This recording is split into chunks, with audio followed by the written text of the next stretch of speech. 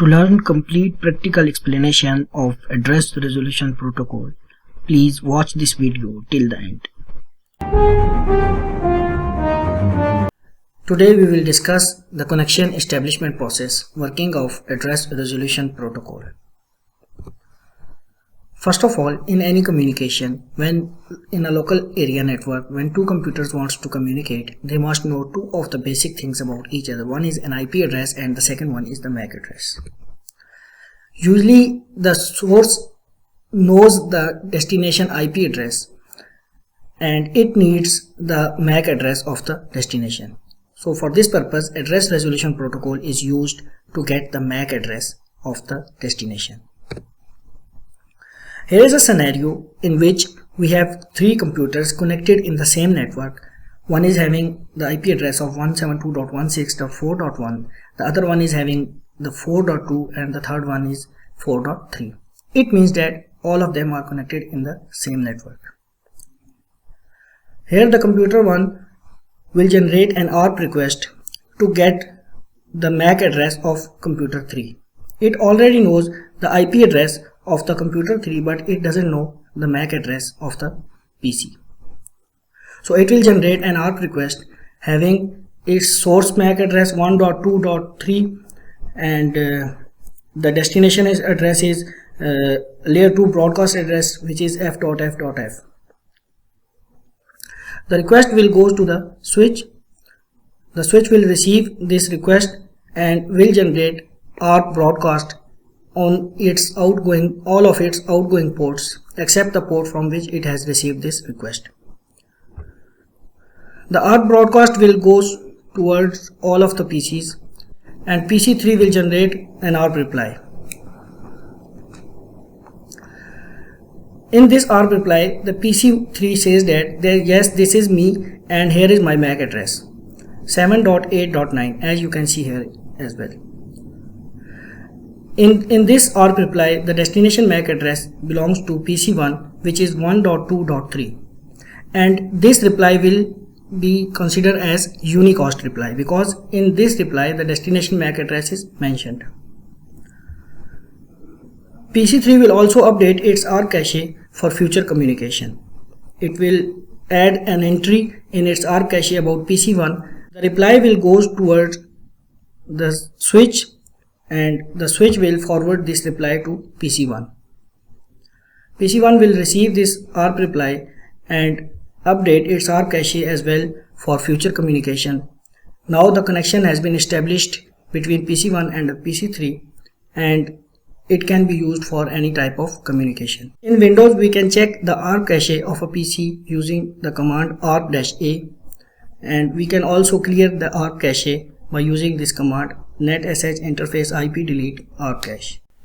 Now we will perform this activity in Cisco Packet Tracer simulator and will examine how ARP works. In this activity, we have given this network address 172.16.4.0 and we have assigned these IP addresses to the PCs 4.1, 4.3 to this PC and 4.2 this PC. The PC1 wants to communicate with the PC3. Let's check the MAC address table of the switch before performing the activity. We will use this command show MAC address table, and here you can see that there is no entry of any PC in this MAC table. We will also check the ARP cache of the PC by using this command. You can see that there is no ARP entry in this PC. Now let's send a packet from PC1 to PC3. You can see that here are two packets. One is ICMP, other one is ARP. Actually, we want to send this ICMP packet, a ping request from PC1 to PC3, but as we don't have the MAC address of the PC3 yet, we need this ARP packet to obtain the MAC address. Let's open this ARP packet and examine what it has inside.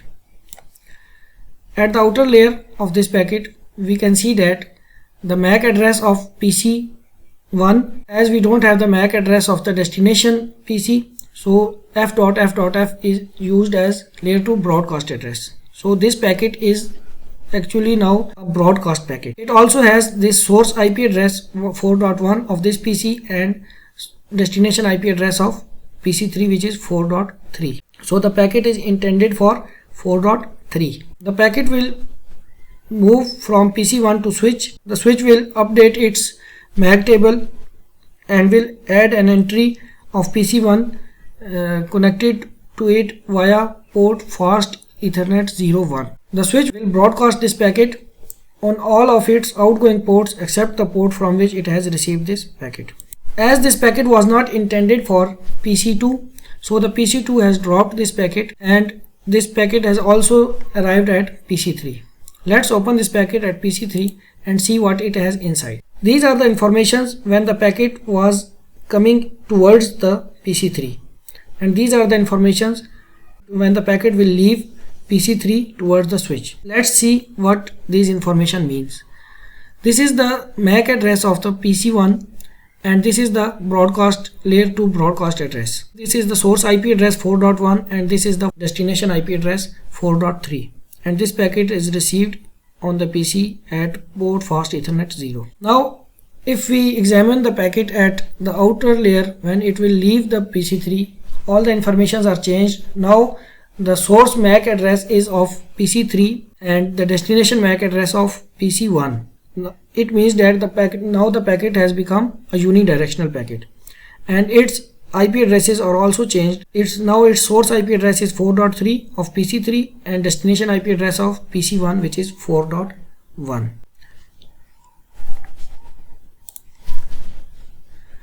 Now the packet will move from PC3 to the switch. The switch will add an entry regarding PC3 connected to it via port fast Ethernet 02, this port fast Ethernet 02, and forward this packet straight towards the PC1. As this packet is now a unidirectional packet, so it will forward to the PC1. Now the packet has arrived at PC1 and the connection has been established successfully. Now this packet of ICMP, it will be forwarded to the switch. The switch will receive this packet and forward it to the PC3. The PC3 will reply of this ping request and the request will go towards the PC1. Now it means that the connection has been established successfully and the communication is occurring now. Now we can examine the ARP cache of this PC by using the command line. If we again use this command ARP-A, now we can see that the connection with the PC3 was established successfully. This is the IP address of PC3 and this is the physical address of the PC3, and these informations are entered in the ARP cache of PC1. Until or unless this PC1 is restarted or rebooted, in that case the information will be lost. And we can if we want to examine the MAC address table of switch,